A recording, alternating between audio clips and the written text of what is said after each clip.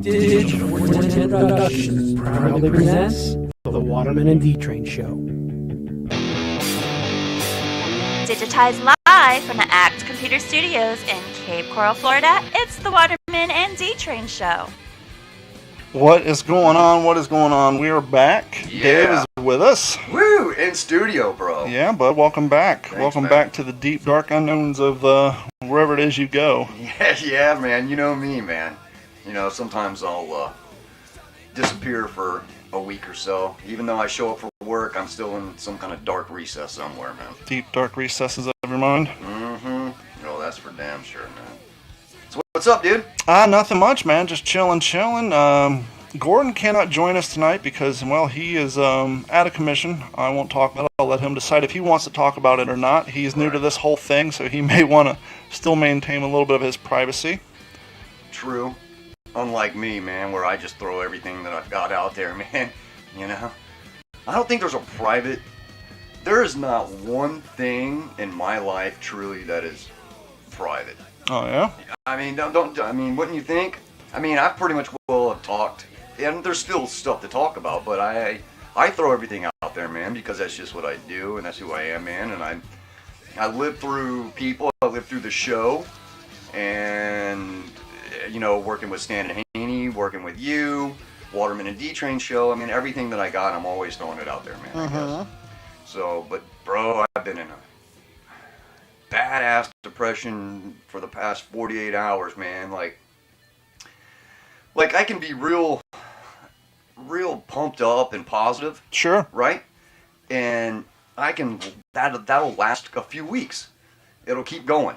Positivity, everything's going good. There might be a hiccup here or a hiccup there, but nothing that's gonna really cause some problems. And then all hell breaks loose in my life. And I fight it constantly, and it's a depression thing that happens, and it's like I feed into it. And I've seen you, and I was just talking to you before the show, and I said, man, you know, how is it that you can maintain such a positive attitude all the time, man? And you're telling me working out, bro? Yeah, it's no big secret. I've been dealing off and on with depression all my life. Sorry, your cheap beers make me burp. I apologize, ladies and gentlemen. No, but like through middle school and high school, especially with the upbringing Gordon and I had. Right. Depression was always there. I used to deal with it in high school by writing poetry. Some dark, deep shit. Right. Which that's kind of how I ended up becoming a member of Snowblind back in Ohio, is when Brad, who's been on the show, he and I were talking, and he was talking about this band and how he writes lyrics. And we were at my apartment. I pulled out this manila envelope. It's like of all the crap I wrote in high school. Stuff that yeah. And he started reading through it. He's like, "You ever written a song?" I'm like, "No." And so I basically started out in the band as a co-writer. Right. And I would sing backup because, you know, I'm not a great singer, but I would sing backup, but I would help him write lyrics to their songs. And we needed a bass player. And my dad's always played guitar, and music's always huge in my family. My cousin, she's a band director, and she actually does musical therapy with kids in hospitals. And my mom's in marching band. Gordon was actually in Grove City's marching band. I think he actually went to march in a big-time parade. Grove City High School, back in the 90s, they were always doing the Rose Bowl and all the college ones. Yeah, and they go to like New York. Gordon did trumpet in that. My sister played flute. She was a flagger, the chicks with the flags, whatever. Yeah. My dad was in a band in the 70s. He's in a band now. He actually went down to Naples tonight to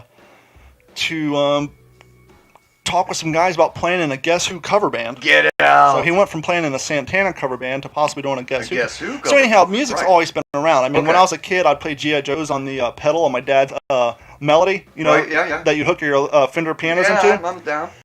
And so we always had that stuff, and so I could play a crappy guitar. Right. And so Brad's theory is, well, if you can play a crappy guitar, you can play a halfway decent bass. And to this day, I can play a halfway decent bass. Yeah, I've heard and so I would play with the band, and I would help write music, and then I would help Barry, the drummer. We would set up all the equipment and record stuff on 8-track. Long story short, Barry's now doing sound engineering for huge concerts. Yeah. But anyhow, and so we did that for a few years until they finally surpassed my skill level of playing, and they got a Just better kept basis. going And and when I going got and married, I left and all that. Yeah. But anyhow, long story short, I would deal with depression that way. I would deal with it partying like everybody else does in Yeah. high school. I would deal with it by punching walls and all that nonsense. Yeah. But then when I got married and got divorced, when I moved to California, Mm-hmm. that's when I started going to the gym. I'd work out in my dad's garage. We'd go to the YMCA and play racquetball. I'd work out there. And much like the cheesy line from, I think I told you before the show, I think it was Legally Blonde, when they're trying to figure out who the murderer was, Right. they suggested somebody who works out, and the line in that show is, she's like, so-and-so can't do it. She works out. Working out makes endorphins, and endorphins make you happy. Oh, yeah, right. Well, there is something to that. When you're working out, Do you find that? I mean, seriously, that's what you. if Gordon was here, he would tell you the same thing. Because I don't work out. Gordon was diagnosed, I mean, when he was in college, I think he was actually on some antidepressants. And that's the same reason he started working out and snowboarding and all that. And kind of like you and I talked in the past, when you were younger and you'd get pissed off, you'd just go skate it out. Yeah, man. Same theory. It's the still exercise. do. You're taking all that energy, all that anger, all that hatred, and you're putting it, To a positive attitude. you I build guess, it is into a something- ball of energy, right, inside Yeah. your body. And then that's what you use to skateboard, to play racquetball, Yeah. to run, whatever.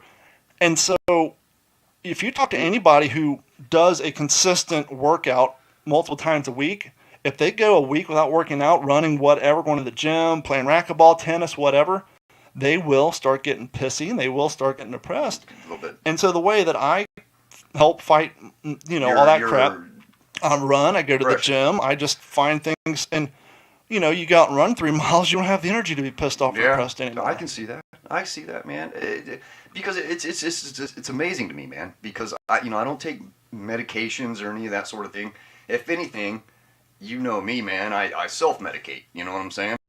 Which is never a good thing. Which is never a good thing. And I find I can get myself in trouble. Do stupid things or whatever it may be. And me, my main thing's booze, man. I love alcohol. I love listening to heavy metal music and drinking. Oh, thank you for the nice. Well, and you and I yeah. also talked about that in the past. Where I suggested maybe you take a month off of your die-hard heavy metal I can't, man. and start listening I'm to addicted. Sublime, Cottonmouth King, something that's similar, but Bro, I'm so. if you listen to I Hate the embedded World, in I that. Want to Destroy the World music every day. I mean, do. and I didn't subscribe to that as a kid. I'm I not wake saying up all to the that. world's problems are blamed on music, but if you listen to angry music 24 hours a day and you don't even mix in something else, it does have a mind state on you. An effect, you think? Yeah, I mean, if you sit around reading freaking Hitler books and Charles Manson books and watching, Yeah. all these Right. super gory shows, and then you listen to Manson Yeah. and all this, if your life, not a Manson guy. I'm I get it. I'm not saying you, I'm saying you, Yeah, I the know. proverbial you, the Yeah. just the random Joe. If you surround your day, if that's all you're doing is reading this, all these deep, dark crap, it's going to affect your personality. Just like these crazy hippie chicks who read all this super happy, blah blah blah earth Free stuff. love It's stuff, that's what makes them talk about that nonsense all day. And perfect example. We all know there's people who are either they hate Trump and their politics are Oh, anti-Trump, geez, yeah. or on the other spectrum you have people that's pro-Trump, and so when those people, all they do is sit around reading about all the horrible things Trump's done. When you talk to them in conversation, what comes up? Yeah, dude, just anger and hate. And when you talk to somebody who lives and dies by Trump, whenever you Yeah. talk to them, it's all It's all- Trump yep. roses up your asshole. And so it's not just music; it's anything. And so just like anything else, it's all about moderation. Yeah.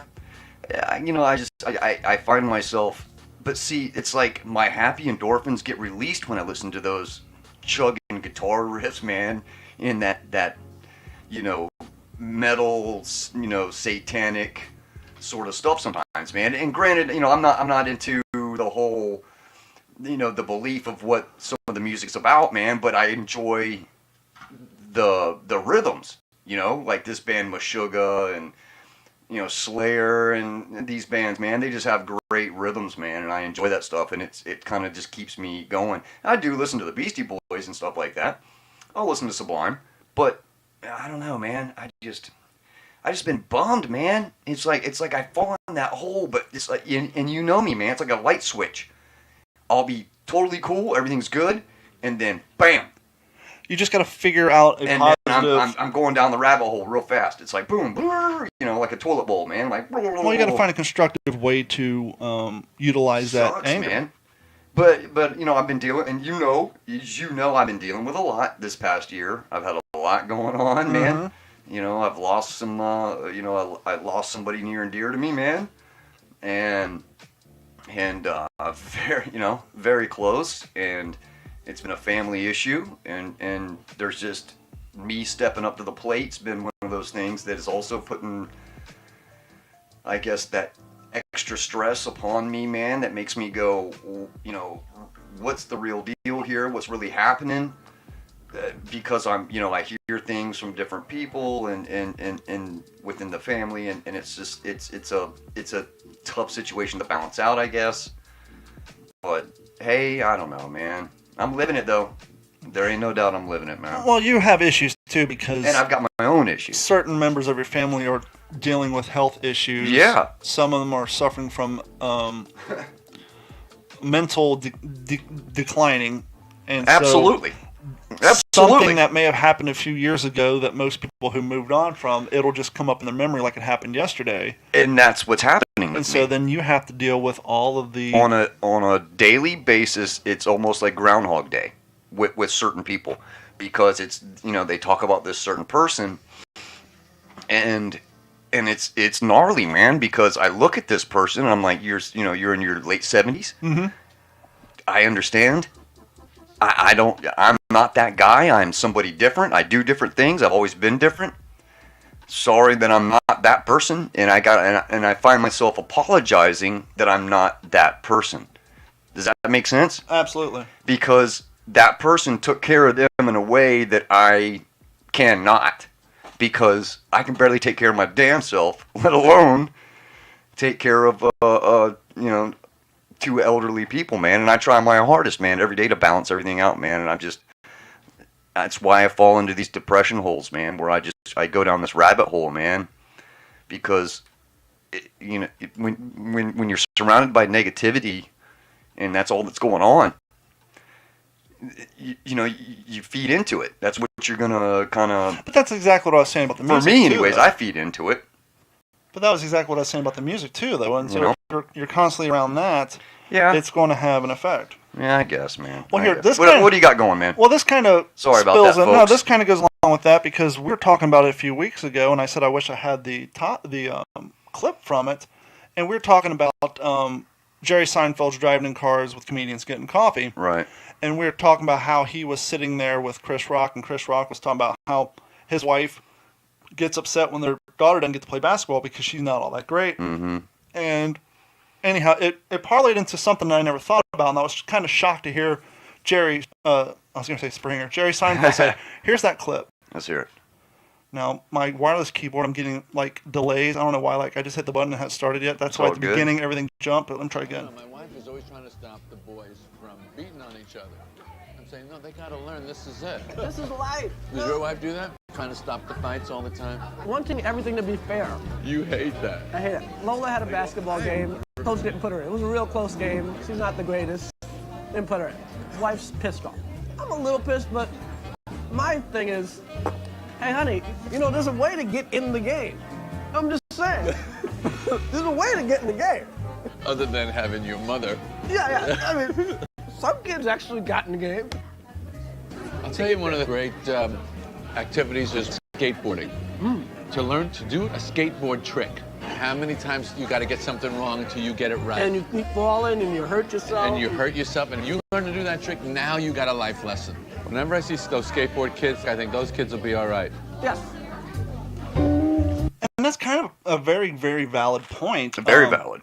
In a sport like that, you could say the same thing about skiing and snowboarding and wakeboarding, but in a sport with a very high, hard learning curve, Yeah. especially one where you're doing it on top of concrete, Mhm. downstairs, on masonite ramps, Yeah, you're on ramps, man. you're literally, by participating and volunteering to do that sport, you're setting yourself up for failure. Absolutely. And you have to learn how to deal with constant failure.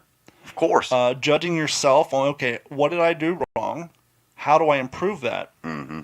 But the key component he left out, and a key component that I think affects everybody no matter what you're doing, is that to get better at, especially skateboarding, but to get better at anything, you want to surround yourself with people who have already succeeded at a higher level than you in that activity. Yeah. If you live in a neighborhood, and perfect example, my cousin skateboarded. He loved skateboard, but he lived in a holler in Kentucky, right, on top of a gravel hill. And the only way he could skateboard is to get a ride, go down to the local park, or go somewhere. But then he was by himself or with his brother. And so neither one of them were around people consistently that were at a higher level that could teach them the proper foot placement for ollieing or to do the kickflip or the the shove it's and those slides. Yeah. And not only show them, but to motivate them. And so when you surround yourself with somebody who's exceeded at a higher level than you, I'm not saying they've mastered it, but if you're at a 1 and they're at a 4, obviously their 4 is going to motivate your 1. And just like running, if you start running, it's better to go out and find a run group with people who are better than you, because then you just get in line and you run as far as you can until they finish or until you just can't do it anymore. Just keep working it. Opposed to going out and just running by yourself, you don't learn anything. You don't learn how to regulate your breathing. You don't learn how to do speed work where you run as fast as you can for 400 meters, or whatever, and then run at a slower pace and how you want to stay in a zone 3 and not a zone 5 with your heart rate and all that stuff. And even with, your job or whatever, if you want to succeed in whatever it is you're doing, it takes the best thing to do is to find somebody who's better at you. Oh, yeah. Shut your goddamn mouth. True. Don't try to convince them you know everything about whatever it is you're doing. That is true. And listen. And I think I gave you this advice before. A guy I worked for in California. He owned a website, a web hosting company. It's a company I've been hosting my websites with since 2003 when I worked for him. Right. I worked phone support, and I was going to school for computers. And I'd come in there whenever I'd get in trouble. He would start talking to me, and I would overtalk him. Right. And he finally told me one day, so you know what your biggest problem is? And I've used this line with so many people, especially my kids. He said your biggest problem is when someone's talking to you, and this really helps with my podcast. He said, you don't listen. Yeah, you immediately. He's like, you're not listening to process and reply. You're waiting for your turn to talk. You're listening for a pause. You're not listening to what people say. You're not listening to the conversation. You're not digesting their words, man. You're listening. You've already formulated your response before their conversation is finished, and you're not going to get anywhere. Yeah. If anything, you're going to sound like an asshole because, one, you're saying something they've already said. Yeah. And two, the conversation is not going to go anywhere productive because you've already drawn your line in the sand if it's a confrontation, and you're not listening to their argument to come up with a compromise. Right. And so, especially when What's the Skull, this podcast is different. Every once in a while we'll have somebody on here. Yeah. But I have now done 58 episodes of What's the Scuttlebutt podcast, and every single one of them is an interview. Right, yeah, that's true. You have. You've done 58 different interviews. There's no doubt. Not counting the ones on this podcast. Yeah, I know. And so, and I'm sure if you go back and listen to episode 1, compared to episode 58, which isn't out yet, but 57 and 56 are both interviews with World War II vets. Go check those out at WTSPWorldWar2.com. Very cool. And the crazy thing is like when I set up these interviews, like with the authors, I've done some authors, I've done some producers and all that. Or even when I set up these veteran interviews, like the family members like, well, can I get some sample questions? And I'm like, no, because I don't have any. Mm-hmm. I said, I find when people do too much prep work, it's one thing to, find out an age, where they're from, just talking points. Man. Yeah, when you don't have that spontaneity. But when you come up with a list of questions, your interview's already done. Yeah. Because once again, that interviewee is not listening to the answer to the question. Right. They're just waiting for them to shut up so they can read question number 2. Yeah, so they've already formulated their response. And so especially with the veterans, I tell them, I say my interview style is very conversational. I treat it as if you were two people at a bar just two bros sharing hanging out, man. Yeah. With my veterans, the first question is, where were you at on Pearl Harbor? I listen to their answers, and I go from there. Keith Anderson, Pearl Harbor, he was in college. The frat, well, they're called houses because they didn't have frats back then. Mm-hmm. The house on the other side of the campus stole their mascot, an owl. I remember, yeah. And so his guys literally got a battering ram, and they were kicking down the door of this fraternity's door. They were literally doing a SWAT-style raid to get their owl back when Pearl Harbor happened. That's so gnarly, man. And so I listened, I was following up, and as the question went by, and we progressed into him joining the Air Force. Yeah. I said, well, before we pass on, just for my reader's sake, did you ever get your owl back? Yeah. And everybody was laughing. Well, if I was too busy focusing on that question, Yeah, my yeah. next Oh, yeah. question, I would have never been able to ask that follow-up question. Yeah, absolutely. And so, because of that, my style of interview, and we've seen it on the show too, is I might write down a date or whatever, or while they're talking, I might look up something Little pointers, man. to reinforce what they're saying. But I've basically learned myself how to do my style of interviewing, and that goes a long way. And I think a lot of that comes from my years and years of running a business and talking to customers and finding out what they need so I can write up a quote and to do a job. That's true. And so I Very think true. you'll go a lot further in life if you follow that and memorize that piece of advice. Don't wait to talk. Listen, consume, Right. and reply back. Yeah, form an opinion and then reply back. Yeah, I find myself, I'm like a snake sometimes, man. Like I don't listen and I'll immediately strike back. Mm-hmm. You know me, man. Mm-hmm. I'm not paying any attention to what you're saying, blah blah blah, and I'll be like, ah. But yeah, you're right, man. No, and You know what I'm saying? I'm not. No, I know I'm not. This isn't mean to be a slam, but if you want, I don't care, man. if you want evidence of that, go back and listen to the first interview we did with Larry Venturino. Yeah. I asked him some questions, and it was your turn, and you literally asked him the same question that I had asked three questions prior. But yeah, I mean, so so sometimes it's weird, man. It's just weird, dude. I just find it hard to maintain, I guess, a constant killer vibe, man. And it's like I'm expected to, right? Yep. Right? Yep. I'm expected to always be, on Well, point. we all are. We're all adults. Yeah. I mean, we're not in our 20s and 30s anymore. But- especially you. You're getting closer to 50. Yeah, fuck you, man. Okay, I appreciate it, dude. Hey, I you're appreciate it, cute man. and all, but your plumbing's all wrong. I know, dude. It's all bad. It's all backed up. But man, it's just it's rough, man. It's like I'm like, damn. Real quick, OG 500 member Paul Harper was the first one in the room tonight. Yeah. And Chris Quentin's in here, and he reminded me. I want to give a little shout out. If you guys like food, especially around Southwest Florida, go on Facebook and look for Foodies Unite, my local Southwest Florida. And right now it's the fall edition. And Paul actually goes around Southwest Florida to different restaurants. Really? And he's like an unofficial, unaffiliated. He's not, working for a newspaper or anything like that. He'll actually post pictures and talk He'll about come things. to your restaurant and kind of kick it. And well, not that, but he'll ask like other people look at where that. do they get their stuff and where's the best place to get a beer or food. Oh yeah, man. And so he has a great Facebook page, so go check that out. I'll even post a link to it on our page. He's also a patron. He supports our show through Patreon. Beautiful. He's always here. He's always supporting us. So I want to show the love with him on that. Yeah, man. Appreciate that. And as always, go ahead and get the plugs out of the way. This episode of the Waterman and D-Train Show is brought to you by our friends at Act Computers. Act Computers is the main primary sponsor of all the shows here on the Digital 410 network, and they are constantly giving us love and helping us out. Act Computers has been providing IT service for all Southwest Florida since 2004.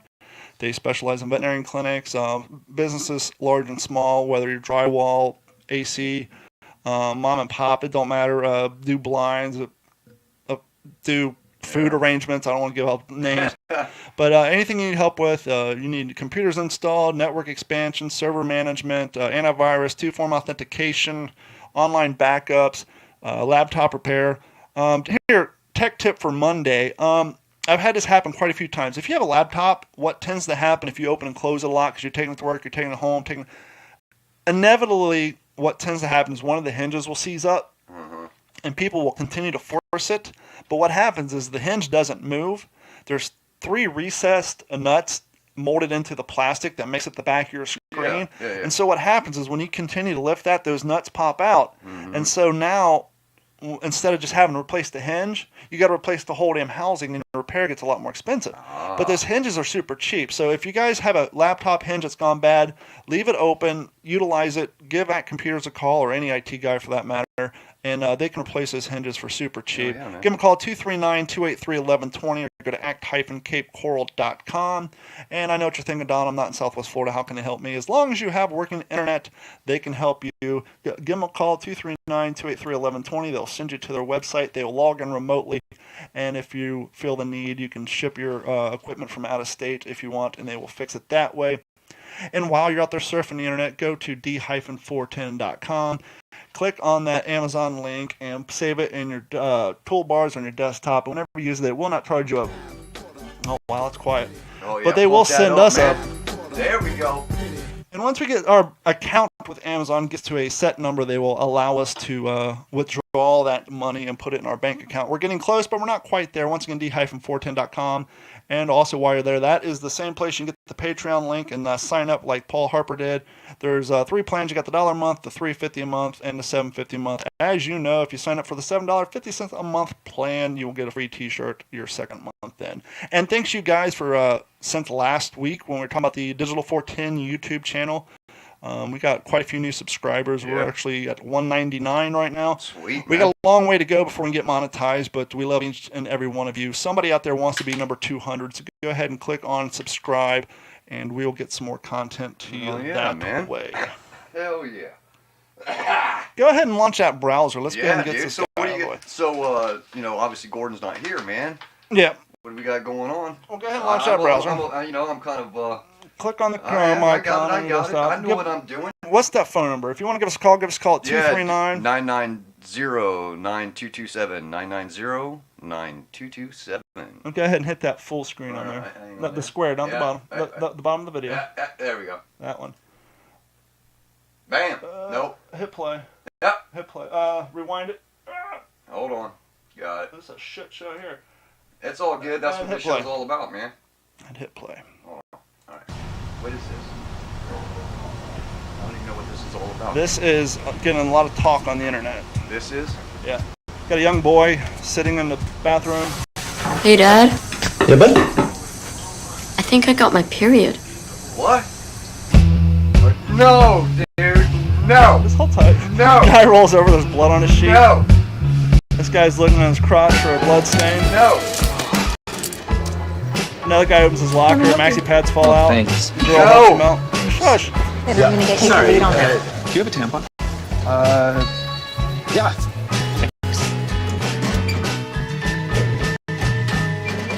Guy's trying to get tampon. This guy's walking to the locker room with a string hanging out of his underwear. Here's 2 dudes passing tampons. Dude, Part of grown this up. is not right. Come here.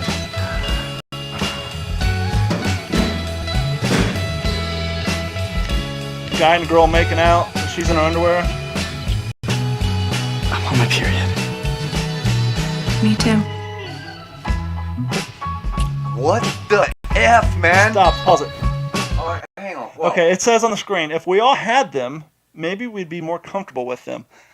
Everybody's Whoa. everybody's like in a rage over this. I think this is fantastic This effing is marketing. intense, man. What is this? What are they pushing, man? They're basically saying this is fantastic There's marketing. still video left. I man. think a chick came up with this, and if not, a dude should get credit. Basically, what they're saying. Okay, Dave, have you ever bought your old lady a box of maxi pads or tampons? Absolutely. Were you embarrassed about it? No.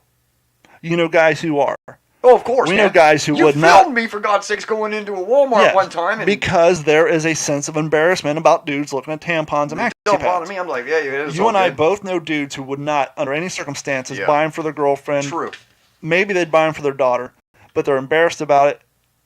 This is basically saying, hey, if we This all is- had to deal with them, we wouldn't be embarrassed. We'd be more comfortable. This All isn't right. saying, this isn't selling tampons for dudes.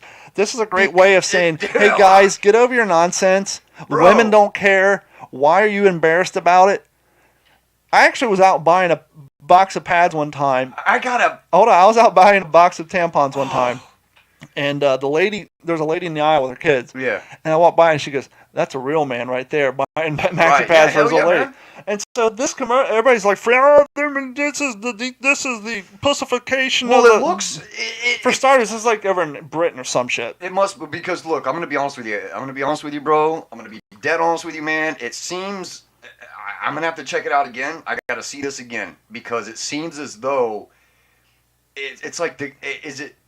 So it's the guy that's buying the tampons. Why is he having a period, man? No, they are saying that if guys had periods and we all had to use those products, that we wouldn't be uncomfortable talking about them. So it's saying if we all had them, maybe we'd be more comfortable all right, with them. whatever, They're trying to man. remove the stigma And also by I don't removing know, the stigma, dude. they're removing the embarrassment of young girls who That's just an- started their period. That's an effed up thing, man. Now, I can understand maybe this would offend you, like if it ran on the TV, like at 4:30 when the kids are watching, Can we you know, replay this? cartoons or whatever. But you can replay it. I'll just turn the volume down. Yeah, I want to see it again. I can understand like maybe that if the picture of the blood on the bed annoys you, Yeah, that or was that or the confused guy me, walking man. through the bathroom with the Like string. this right here, the kid's sitting here, Well, right? that's like He okay, goes downstairs. Now envision this being a 12-year-old girl. And I'm going, okay, what's up with this I kid, think I man? got my period. Imagine if it was And then a girl instead. dude, yeah, well, See, now he rolls over and he has a blood stain on that's his just bed. effed up, man. I can see how that can be a little offensive if your kid It's just sees it. odd, man. You don't want to have to explain to your kid, but I think this is great marketing. I think this is fucking fantastic. Thanks. Yeah, well, you know, I'm gonna take the lead on that. I mean, I've never been embarrassed to go buy him for And anybody, what makes it man. even better is because the people who are faking outrage about it are talking about it, and so this video is getting more views. And so because of the Really? subject matter and the people getting upset about it, it's getting more views than it ever would if it was a regular commercial. Dude, that's just, come on, bro. Two dudes handing one underneath the toilet stall, man. He's all upset. This guy's in the bathroom because Oh, it's they're all empty. out. That's the best part right Yeah, here. right here, huh? Hold on. I'm on my period. Me too. Oh, damn. And so they go at it anyhow because I got nothing the shower can't fix. Oh, God. I don't know. I just think it's great. That's intense, man. So this is like kicking all over the fucking internet right now, huh? Yeah, go ahead and kill that. All right. Once again, the video feed is getting crappy, and I don't know why. Because I actually reset all my equipment. I paid my cable bill today, so I don't know why the video stream's a little sketchy. But as always, chances are if you're watching the video, you don't have time to sit down for the whole 2 hours. And the primary use of consumption for this is through d-410.com. You can download it there. You can download it on Apple Podcasts, Google Music, Stitcher, Spotify, anywhere fine podcasts are available. Dude, so That's up in your head now. You're gonna dream about that tonight, yeah, aren't I'm you? tripping out, man, because I'm like, I've never had an issue. Like, But there's going people- out and buying tampons. I don't care Especially in because like, I have no shame, dude. I guess especially like in, you know. I'm gonna be very sensitive about You this. better be. Um, Step lightly. well, no, just Come on now. especially in more Come on. conservative areas. Let's say like I don't know, maybe more rural areas. I think a lot more times dudes who are trying to play up their masculinity may have a harder time going out and picking them up if the wife calls or the daughter calls. And there is some stigma to it, and they're just trying to get rid of that. Hi, my name is Tom McDonald. Welcome to the show. If you are easily offended, then you probably Should go. I still don't know why that cuts off. Yeah, I don't know either, man. I don't know either. This video, my mind is consumed by this whole visualization of everything that I just seen. Well, let me. I don't know what to think because it's like the kid's coming down. He's saying da da da, you know, and you know, Dad, I think I have my period. I mean, I know what you're saying, but dude, is it that big of a deal? I guess that they got to do something like this. No, it's marketing. It's perfect because everybody's so uptight about every little thing you do now. Yeah, true. Regardless of what side you're on, I'm sure people in the LGBT community take this a whole different way and they think it's great. And then you get the people who are way uptight on the other side. They're pissed off because now you have dudes talking about tampons. No. At the end of the day, it's just a simple message. Hey, if this is something we all experienced, Yeah, right. it wouldn't be an issue. And once again, the video's getting a ton of views. Yeah, It's blowing up. We just gave it 2 more. I mean, it's perfect marketing. If you're working at Christ. that marketing agency, you'd probably be giving the girl who wrote that a raise. Yeah, well, good for her. Good for her. While we're talking about Oh, programming and visualization and people who get offended by a lot of stuff, we know over the last 5 or 6 years ago on the internet, there's been a underground resurgent of interest in the phenomenon known as the Golden Girls. Yeah, I've heard about that. A lot of people, like a lot of hipsters, are wearing like Golden Girl shirts, say "Stay Golden." Yep. Do you think they literally appreciate the art that is the Golden Girls, or do you think they wear the shirts and post the memes to be ironic? I think they're doing ironic, man. I don't think they... I don't know. It depends. There's probably some people that have seen the show and they appreciate the show, that wear the show material. And then there's people that don't really understand it, but are sporting the wear as well. Why? What do you got? What do you got? Well, I was watching Golden Girls the other day. No. Dude, And what, I'm you got surprised. TV Land going? I'm surprised this show, I don't even have a TV, dude. So this I don't even know what's episode, going on. aired. Especially now. There's celebrities, there's politicians who've gotten in trouble for yearbook photos of themselves wearing blackface Oh yeah. back in the day. Oh, You know what I'm okay. talking about? Or that Yeah, Halloween. I know the show. Well, there's an episode of The Golden Girls where Dorothy's 22-year-old son is getting married to a 45-year-old woman. Right. And she's not happy about that. Now, there's some people who, in the community of people who get easily offended, might say, well, that's ageism. All right. Well, what pushes a button on it is Dorothy's Italian, white. Right. Not only is her 22-year-old son or 24-year-old son marrying a 45-year-old woman, but he's marrying a 45-year-old African-American woman. Mm-hmm. And so now the question comes up, well, are you upset because you're an ageist or you're a racist? And she says, she's not happy about the fact that she's black. And they're being open about it on the show. Yeah, right. Because there's a moral to the story, as there always are. But nowadays, people don't wait for the build-up to get to the moral. They just automatically offended by the words and the visualization. Yeah. And so now it's the weekend of the wedding, right? And the fiancée, the African-American chick, her mom comes to town with her aunts. Yeah. And she walks in, and and Rose and Blanche walk in, and they've been doing a mud mask on their face. No. And so they walk in, and their faces are completely brown with it looking like blackface. Yeah. And they walk in, and Dorothy's just like completely just shocked, and the soon-to-be mother-in-law says something, and Rose says, "No, we're not really black, we're white." Oh, and so now you have a show talking about ageism, racism, blackface, but where they tie it all together, I keep having to look at the name of the characters, but Dorothy's son walks in, and his soon-to-be mother-in-law said, "Wait a minute. You never told me you're marrying a white boy." Ooh. And so now you have it from both ends. It shows the stereotype from the Italians and the African-American community. I get it. And so no one was really so tied up in the fact that there was a 22 age difference between the future groom and bride. Long story short, spoiler alert, the show came out 35 years ago. Yeah, we haven't seen it. The bride-to-be is pregnant. And so now you have the pissed-off African-American mom, the annoyed Italian mom. Don't even get me what Sophia starts saying, because once again, she's from the old country. She was not amused one bit. No.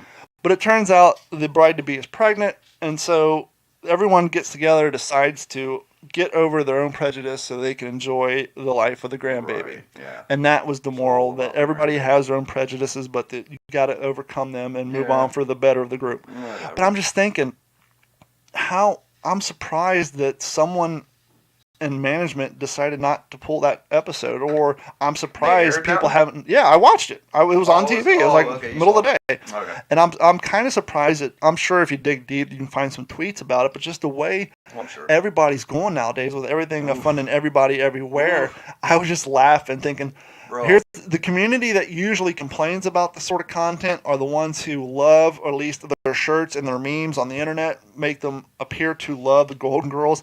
And I would just love to be sitting in the room when that episode aired and just watch them uncomfortably sit, afraid to laugh because they're worried about laughing. Yeah. Oh, dude, that's No, man.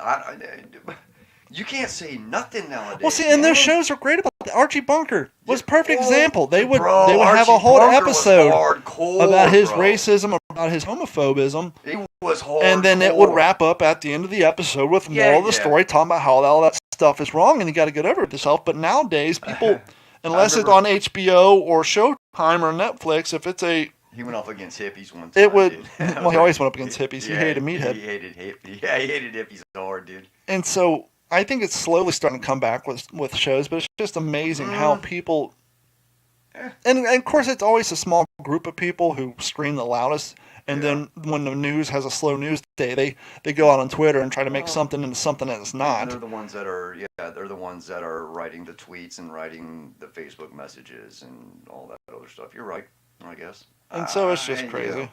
I find it hard, man, because I look at some of the millennials and stuff, man, and it's like I gotta watch my mouth. Mm-hmm. Very much so. Very much so, because I'm not sure how they were raised. Some of them were raised differently, obviously, and they get it, and then there's other ones that don't, that are totally just, I don't know, man. But, wow, dude, not cool, man. Happy Halloween, bro. Yeah, I seen that. Candy cigarettes, man. I've seen stuff over there. I seen you had some gifts over there. I was wondering what you had. Dude, I need one bad. I need a real Yeah, one. they don't blow out the smoke like they used to. They're just Really? No, they're just basically sugar sticks. And of course, they don't say cigarettes on them. They still look like a pack of cigarettes. So they're kings. These are the kings. You know what these candy basically smoke. are? You know the dipping sticks? This is the dipping stick without the Kool-Aid. So they don't blow the smoke out. No, those are bubble gum. The ones that blew out the smoke were pink bubble gum. Hell yeah. I need a real smoke, dude. Check these out. How'd you get these? Pull one of those out. Look at that. Those are Westminsters. I see that. I see that. You ever heard of a Westminster? Oh, smell that fine tobacco. That's not tobacco. I don't know. That is a Hollywood pack of cigarettes from my last TV shoot. Wait, did I get... It's, You're right. It's basically just... It's like cloves or something. It's not... Yeah, it's basically... That's what they smoke now on movie sets and TV shows. Get out of here. I smoked probably a half a pack of those over 2 days. Really? They burn like cigarettes. They hit like cigarettes, but there's no nicotine in it. There's no tobacco in it. Dude, that smells like... After a while, it starts to taste like black licorice. Yeah, I'm sitting there, I'm whiffing on it, man. I'm trying to figure it out. But yeah, it's pretty cool because like they would give the people in the deep background the vape pens that look like cigarettes. But because I was sitting close to the principal characters and I was going to be closer on camera, they needed a more realistic looking cigarette. And it basically is a cigarette, just no tobacco in it. Yeah, there's something... Yeah, I don't know about these things, man. Did you inhale it? Oh yeah, I smoked a bunch of them. Check this out while we're on the topic Look of at you, man. cigarettes. You got all kinds of stuff. Oh, look at this. The story of Lucky Strike, man. Look at the bottom. Look at the imprint. You have to 39, bro. That's from the New York World's Fair. That's from the World's Fair, 1939. That was handed. The book was published in 1938. Wow. That is the history of the Lucky Strike cigarette company that was handed out in their booth. Wow, man. I paid $1 for that on eBay. Get out of here, really? It's pretty rancid. I mean, it's pretty beat. I've seen better quality ones, but I didn't want to pay like $30. And Smell that paper. I figure for $1 plus all the Lucky Strike stuff I have in here, it's pretty cool. Look at that, man. Yeah, it's pretty cool. That's pretty damn cool. Toasted tobacco, huh? Lucky Strikes means damn fine right. tobacco. Look at those fine tobacco leaves from North Carolina, man. Good stuff. That's pretty cool, man. You know what? You got a pretty cool collection. Your collection of stuff that you built in this one cabinet. I don't know if the camera can see, but No, it can't. It's well, it's over here to my left. He's got like this cool cabinet, man. He's got all this, all memorabilia. Well, put these at that book because these are going to go back in that cabinet man. later. Dude, these things right here smell hardcore. I might have enough in there. I might let you smoke one later. No, that's good. I want a real one, dude. We often talk on this show about customer service, social interactions, do's and don'ts with talking out in public. I was at, speaking of Publix, I was at a Publix the other day. I'm not throwing anybody under the bus. I was getting a Publix sub, which I still think I should be allowed to get on the subway, grab their bread, and bring it to Publix. Yeah, that's your thing, man. Because their bread is too damn hard. Dude. You like that? But I have on my A&W root beer look-alike shirt that says AR-15. Yeah. And I have my concealed weapon on me, right? Mm-hmm. And I walk up online. I'm not really paying attention. There's a guy in front of me, and there's a guy getting his sub made. And I hear the employee say to the guy in front of me, "Yeah, it'll just be a few more minutes, and then I'll be done with him. Mm-hmm. You're not going to shoot me because you're waiting, are you?" What? And at first I thought he was talking to me. I'm like, what? Yeah, right. Yeah, I'm like, well, what kind of comment is that? Yeah. I look up. The guy in front of me is a plainclothes officer with a Cape Coral lanyard, police department lanyard, and his Glock on his hip. Really? And he looked at the Publix guy, and, he was a young kid. He was trying to make a joke. And so the officer said, I'll just come back. And I walked up to him, and me being me. Yeah, I know you. I'm the dick. I looked at him, and I said, yeah, there's nothing more that police like than firearm humor. Yeah, right. No. Why no, would you don't. say to an officer, No, especially with the last, 8 years worth of police shootings going on, that, hey, if I don't get to your sub quick enough, you're not going to shoot me, are you? No, not cool, It's like, man. what? Not cool at all, dude. And after I said it to him and the other guy looked at me like I'm the asshole. Now you're the asshole. I wasn't even getting a sub. I went somewhere else. But, you took your subway bread. I was just Publix. like, no, I think I walked over there. No, what it was, we were We were making something for dinner, and I walked over to see what they had what they had in the hot counter, whether macaroni and cheese or they got mashed good mac and potatoes. cheese, man. But I was like, what the fuck was that? Yeah, right. I don't think police officers enjoy firearm humor. Not at all. Especially in a place like that. No, man. I got wrapped up. I got wrapped up in a situation one time, man, where, I had to turn the gun over to the cops, man, and they didn't like that at all, man. I mean, especially. Well, one, you're getting my gun, but I mean, I'm just saying, firearms, period, and firearm humor, all of it. I might be getting a little out of hand, but I just thought it was a dumb comment to make. It wasn't even funny. No, that's not cool, man. That's not cool at all. Not cool at all, dude. Whoa. I tell you what, I've been I've had a fairly good situation with the local police lately. Mm-hmm. As far as I go, I run into them at least every other couple of weeks. Mm-hmm. And I'll be honest with you, man, they're outstanding human beings, man. They do their job. job. They're just dudes. They're just doing their job, just man. like a secretary, or just like the guy at Publix. Some people are cool, some people are assholes. Well, guess what? Some cops are cool, some are assholes. And it all comes down to how you interact with them. Yeah, and I've always been cool with them, man. They're like, dude, what are you doing? They always tend to pull me to the side. Yo, what's up, Waterman? What are you doing, man? Because they know, they listen. I'm like, damn it, dude. This is happening. This is not cool. But they're always good. I love it. Well, hell, man. Well, before we get to the news, I got one more topic I want to bring up. Yeah, hammer. Well, I actually had two, but one of them I really can't do without Gordon because I know you don't tip. I was going to ask when's appropriate time to tip, but we'll save that for next week. Let's save that one. What do you got? Who are these people who can't throw stuff away? What, the hoarders? You were talking when you came in today about how clean my house is. Yeah, because, dude, I walk into your home and I'm like, damn, man, it's beautiful. It's clean. It's nice. Well, I'll be honest. Carrie and Nugget do most of the cleaning around the house. Yeah. I do a little bit when I'm home, but Carrie's been laid up in bed for the last few days because her lupus has been kicking her in the uterus, sucks, and man. that's not fair. Lupus has been kicking her ass, and she's just out of energy. Just With that out of being said, commission, she man. still ran 3 miles tonight, and so we were cleaning the other day, and we get one of those, just like everybody else's, mail order internet cleaning supplies. Yeah. And we have, Nugget was saying, we're out of multi-surface spray. It's almost out. And I looked on the sink, and there was another one with like maybe an inch left in the bottom. Right. I said, well, let me see your bottle. I said, they're different flavors, but the same thing. I mixed them together. Yeah, absolutely. And she gets down there. She pulls out four more bottles that all have like an inch left in. Oh, my God. And I'm thinking, one, the amount of clutter. So I mixed all four of them together, make like some super multi-purpose clean, all same brand, different scents. Just different scents, yeah. But I'm just like, who the hell? I had flashbacks to when I was a child, and you'd go to my grandparents and you'd ask for batteries, and they'd open the refrigerator and they'd have all the batteries in there. Oh yeah. And you give them the old batteries, and what do they do with them? Put them in the refrigerator. Put them in the refrigerator. As if that's going to charge them. Oh yeah. And it's Say like, what charge is in there, son. And now I understand my grandparents were from the Depression age, and so they saved everything. But to this day, I mean, and I used to, and we talked about it before. When I moved once I bought this house and unpacked, all the Xbox boxes went in the trash. All the shoe boxes. I used to be that guy. I'd buy something, I'd unbox it, I'd go stash the box somewhere. I understand if you keep it for 14 days and once the return policy is expired and then throw it away, but I used to keep that because I used to move a lot. I mean, and so pack it back in the box. But once I moved here, I completely turned the corner, which, by the way, I might have a pair of shoes for you because I want to get some clutter out of my life. All right, I'll take them. And I've had them for a while, and they're ones I got from the outlet. I think the size marking is off by a 0.5, so they're a little bit small, so they'll probably fit you. Perfect. But anyway, I don't understand why we inundate our lives with clutter. Look, man, it's something you don't realize that's going on sometimes, and family members do it, as you know with me. I mean, bro, I am going through stuff right now, man, where I'm opening boxes and I'm finding receipts from the 1970s, bro. Boxes of receipts. Well, maybe they had them for their tax purposes.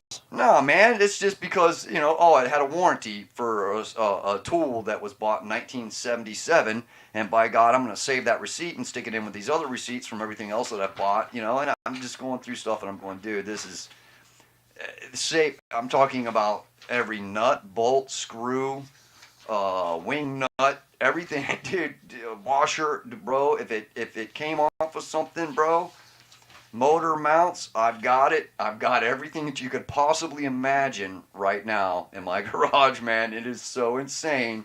I don't know what I'm going to do. You know, I still want that mobile gas peg sign. I'll still buy it off you. Gas sign, man. I'm telling you, I'll pay the price right on that. Kind of cool stuff, man. I just gotta go through it. But Gordon's not here, so let's do it. Reporting live from the local WD410 news desk, right here in Cape Coral, Florida. It's your host Don Abernathy. Dave, you want to do some news with me?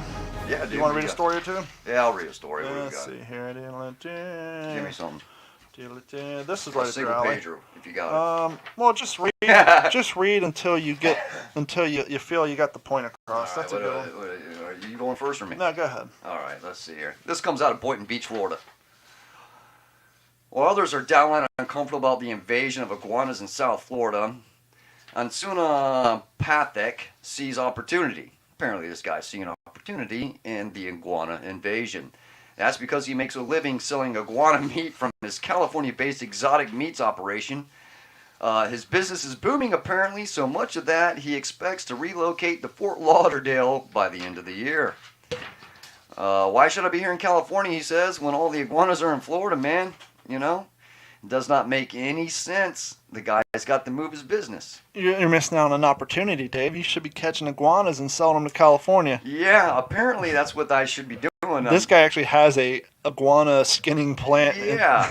Dude, he's buying more than 10,000 pounds of iguana meat from the state of Florida every month. Yeah, so he used to buy it. Now he's moving down here catching them damn self, save himself on some overhead and increasing his profits. Yeah, damn right. Good for him, man. I got a family member who would go out behind Walmart because there's a concrete wall, and he would pin them up against the wall, and he would catch them, and he would give them to his neighbor for like $30, $40, and he was exporting them to pet stores up north as pets. Get out. And so people think they're buying domesticated iguanas, and they're just out of the backyards of Florida. I haven't eaten iguana meat. Have you had iguana meat? No, I've had alligator. I've never had iguana meat. I've had alligator. In fact, I had alligator tacos this past weekend. Very good. I don't know, man. Apparently this guy, unbelievable. Former Southwest Florida football player, Minnesota Viking, arrested while driving drunk on a closed portion of the interstate. Woo! Jaron Carice, a former Southwest Fort Myers football player and Minnesota Vikings defensive back, was arrested early Sunday morning while driving down the closed portion of I-94. This comes from KRE-TV in Minneapolis. The former Southwest Florida football player and Minnesota Viking defensive back was arrested. We just read that because it's part of the headline. Mm-hmm. Minnesota State Patrol said they saw a Mercedes drive around barricades on I-94 eastbound at Cedar Avenue where it was closed. He had a blood alcohol level of 0.10. A loaded firearm was found in the car, the police said. This is a growing story. Please leave it to us. Minnesota Vikings said the statement, "We are aware of his arrest and are gathering additional information at this time." He was drafted as a rookie by Minnesota in 2016. He previously played for Clemson University. He is the nephew of the former defensive end, Javon Carice. Really? These are young cats. Yeah. They get money. Millions. They have like these rookie symposiums where they bring in former, successful NFL players, a lot of them who've been duped by ladies or bad life choices, and they try to talk these cats out of doing dumb shit. But when you take somebody, especially someone who comes from nothing, and you give them all that money and all that access and all that fame, they're just going to do dumb shit. Yeah, dumb shit's going to happen. I think he would have been straight if he didn't have the firearm. I think the firearm was going to F him both police-wise and NFL-wise just because they're the stigma of the fact that he has a firearm and he's driving drunk with it is not going to help. No, so he wasn't twice the legal limit. He was just over the legal limit at .08, so... we'll see what happens with the guy. He'll get. Come on, man. He's an NFL player. You know what they're gonna do? Slap him on the wrist. Depends how good he is. I don't know. If he's second string, they'll just let him go. He ain't worth the hassle.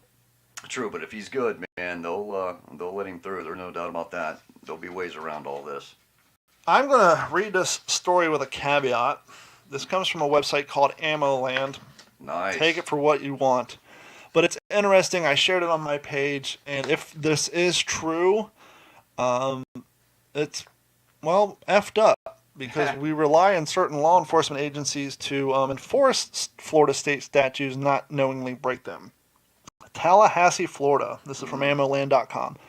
Earlier this month, AmmoLand brought its readers a story of an illegal gun list compiled by the Charlotte County Sheriff's Department using the Finder system in Florida.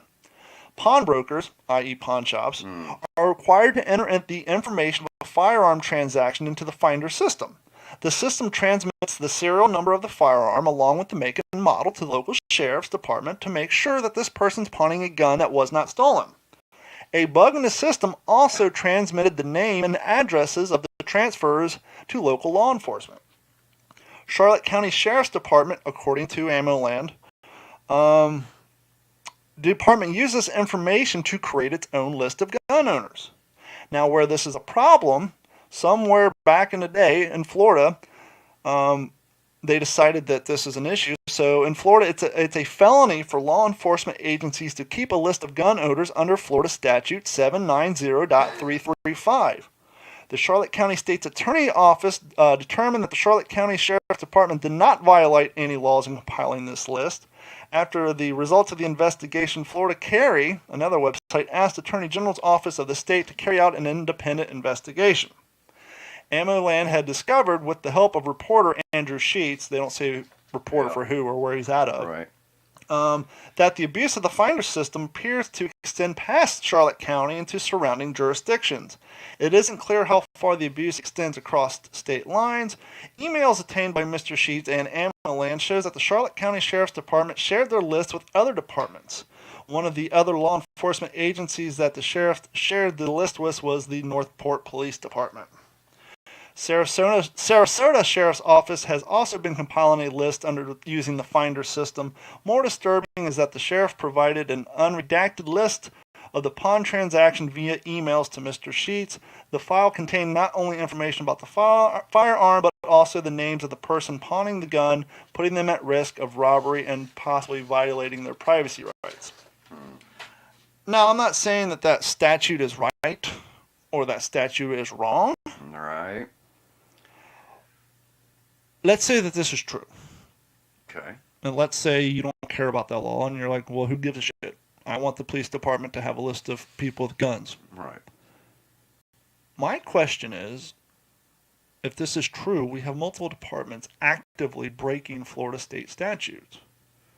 How are you going to tell your citizens they need to uphold the law, whether it's a speeding ticket, an illegal write on red, to something more nefarious, if you in fact are actively picking and choosing which laws to enforce?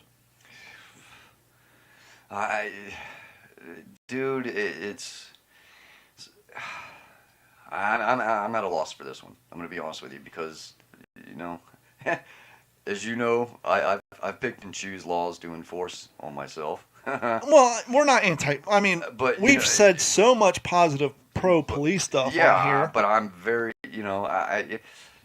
so what's happening? And I've gone out of the way to make sure that we've said, hey, this is from sources, that this isn't the news source, this is AmmoLand, and the reporter, they haven't pointed out who he works for. But there seems to be a substantial amount of information. That doesn't seem like to be one of those fake, quote. I hope not. I used the term fake news long before Trump ever. I hope not, right? But I hope it's not true, but if it is, it's messed up a little bit. It doesn't affect me because I don't sell firearms to pawn shops, dude. But I have my very first firearm I purchased from a pawn shop, but I don't think they were having a glitch in that Finder system. But I don't. My question is that truly a glitch? Right? Is there a glitch? Yeah. What's pawning firearms is kind of crazy. I think, man. I mean, straight up. I get that you might have something that you've inherited from a family member. But if you're straight up just owning guns, man, you're like, I'm gonna go pawn it, man. I need some cash. I don't know, dude. I mean, I guess that's cool too in a way. I just buying guns from a pawn shop, man. selling Well, guns? if the whole point of the finder system is to make sure that those guns are being safe tracked, and that you're not buying a gun that was used in a robbery, so Exactly, that a murder, if a for some reason robbery, you ever yeah. had the numbers ran, it would come up stolen. Superior Galactic Well, it's Grandma wrong, after eating but- a block of cheese, smoking Yeah, 3 I don't packs know, of dude. cigarettes, and We'll drinking a see. quart of milk. Disgusting, that's the word. Anyhow, that was another edition of the news. Gordon will be back next week. The Sweet. news is brought to you by our friends at Sleefs.com. That's SLEEFS.com. Buy all your athletic apparel there, your football gear. Use the promo code D-410.com and save 40% on all of your shopping cart. And I think it's that time, Dave. Yeah, dude, I need to have a smoke. Thank you guys so much for joining us for another episode of the Waterman and D-Train Show. Hopefully over the last 103 minutes you found something positive coming out of this podcast to help you motivate yourself to find success in your life and all the things you do, because life is short, life is hard. One day you may wake up dead. I usually end all my plugs at that point, but please go out and follow our Facebook page if you haven't. Follow our YouTube channel at Digital410. Go to D-410.com, find all of our links. Dave. Right on, D-Train. Sounds good, brother. Hey, man, I just want to thank everybody for tuning in. Always, everybody that's supporting the show, supporting just the Waterman and D-Train show and everything that we try to accomplish for you guys. Provide you with some weekly entertainment. The numbers are up, by the way. I want to thank you guys. Yeah. More and more of you are downloading the show. Our download numbers are up. Our video numbers are staying consistent. Nice. I know I usually shut up this point after I say my outro, but I don't want to forget our friends at Periscope. Our Periscope numbers are up. They're up. Yeah. We got a big following on Periscope. Nice. Periscope is strong. Dave. Excellent. Hey, once again, man, just like I said, thank all you guys through all streaming platforms. We're so stoked to have you guys on board, and we're here to provide you the best entertainment possible and to get your week started. So, hey, we'll see you next week. Woo!